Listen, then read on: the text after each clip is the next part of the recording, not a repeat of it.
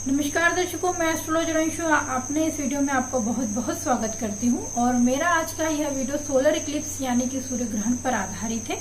अपने इस वीडियो में मैं सूर्य ग्रहण से संबंधित विभिन्न जानकारी, जैसे इसके कारण, इससे जुड़े मिथ, इसके प्रभाव, सूर्य ग्रहण के दौरान आपको क्या करना चाहिए, क्या नहीं करना चाहिए, किन बातों की सावधानियां रखना चाहिए और आपकी राशि से जुड़े वो विभिन्न उपाय जिनको करके आप सूर्य ग्रहण से पड़ने वाले जो बुरे प्रभाव हैं उनको कम कर सकते हैं।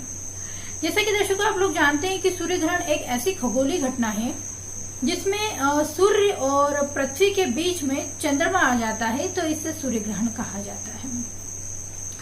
21 जून 2020 को यह सूर्य ग्रहण प्रातः 10:15 से आरंभ होगा, जो कि 12:05 पर लगभग चरम पर होगा और 3:05 पर इसका मोक्ष काल अर्थात यह पूर्ण होगा।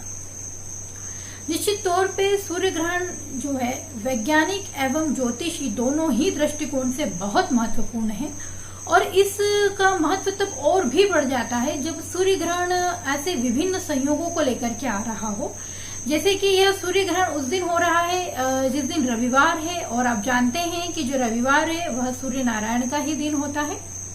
साथ ही साथ यह वर्ष का सबसे पहला सूर्य ग्रहण है और सबसे लंबी अवधि का है, यानी कि यह सूर्य ग्रहण की जो पूरा घटनाक्रम है इसको पूर्ण होने में लगभग 5 से 6 घंटे का समय लगेगा।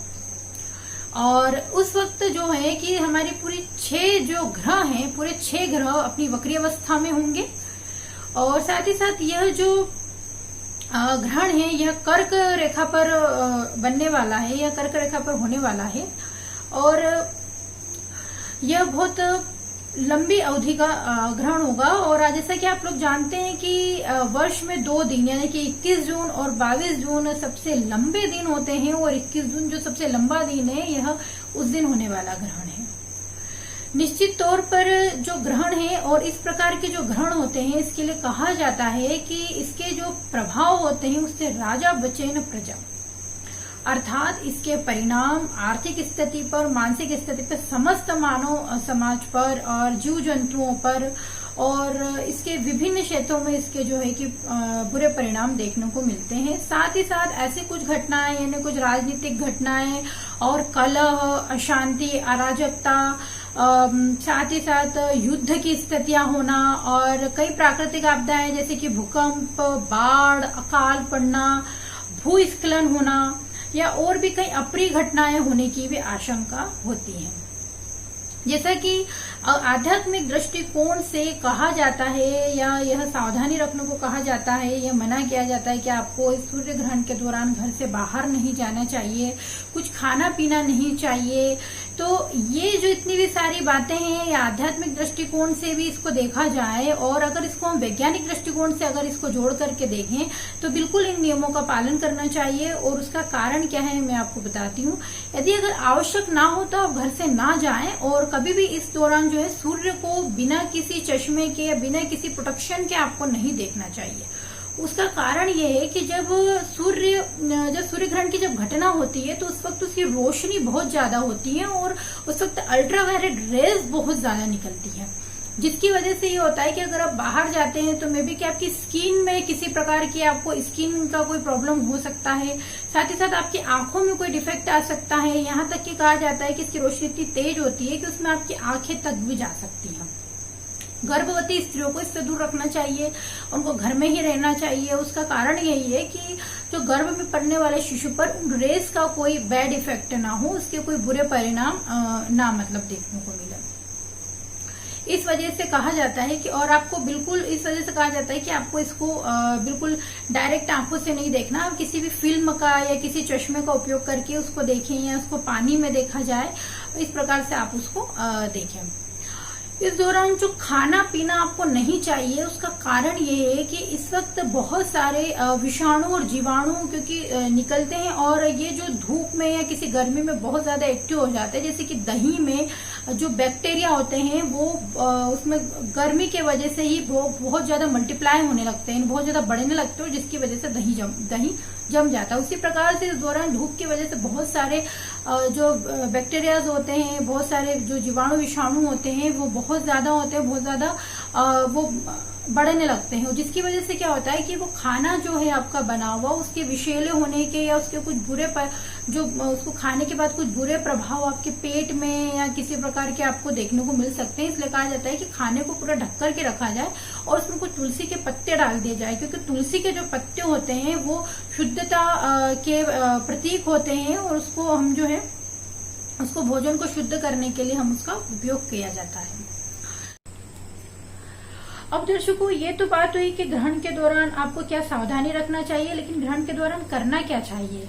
तो आध्यात्म के अनुसार ग्रहण के दौरान कहा गया है कि आपको एक अलग से आसन पर बैठ करके अपने इष्ट देव का जाप करना चाहिए, या आपकी कुंडली में जो आपके पंचमेश हो और वो पंचमेश के जो स्वामी हो उस ग्रह का आपको जाप करना चाहिए।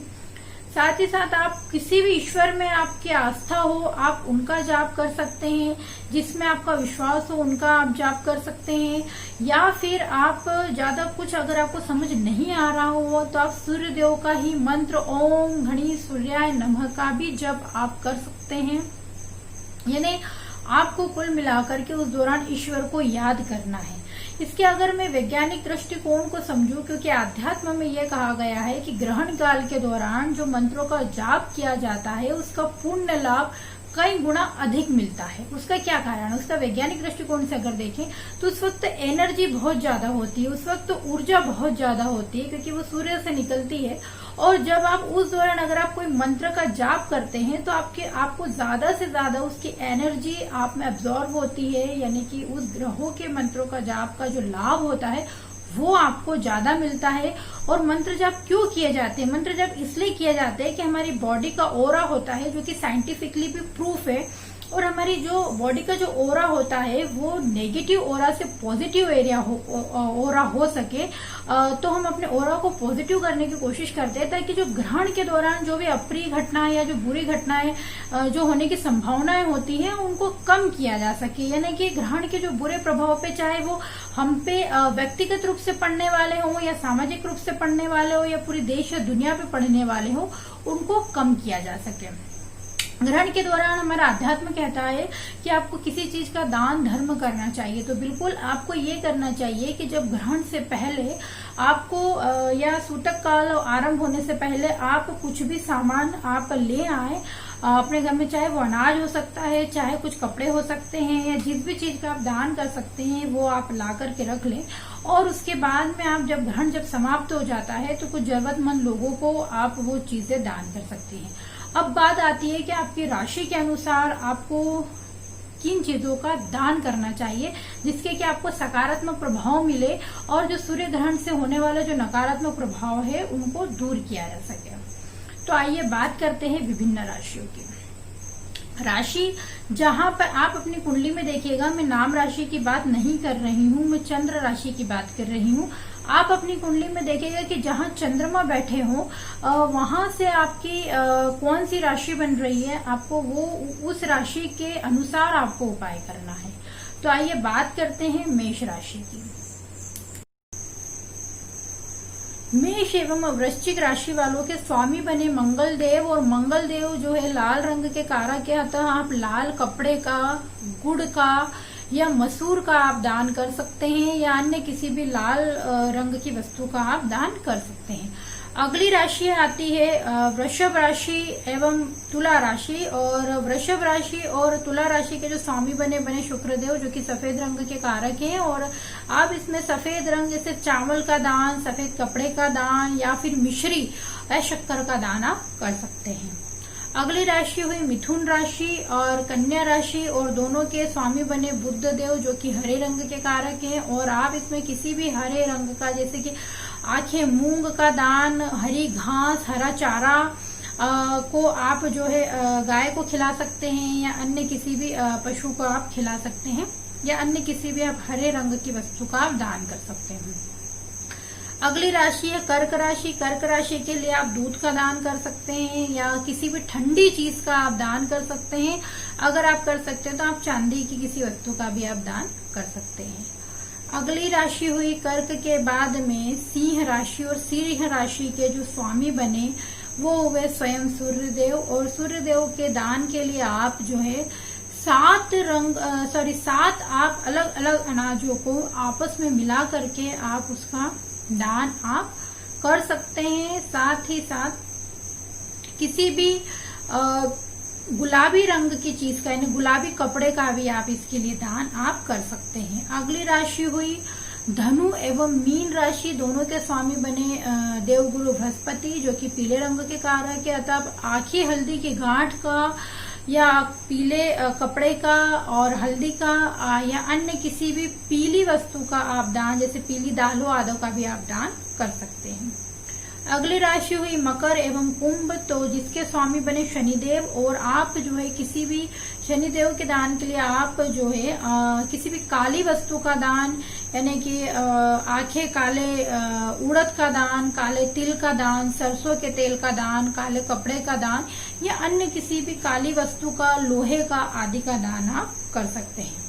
मेरे बताए गए विभिन्न उपायों को आप कीजिए। साथ ही आप कोई दान कर सकते हैं तो जरूर कीजिए, और अगर नहीं कर सकते हैं तो कम से कम अपने जो मंत्रों का जाप आप अवश्य कीजिए और ईश्वर से ये प्रार्थना कीजिए कि यह जो सूर्य ग्रहण की घटना है, इसके बाद इसके दुष्परिणाम स्वरूप कोई भी अप्रिय घटना या कोई भी बुरे इसके परिणाम देखने को ना मिले।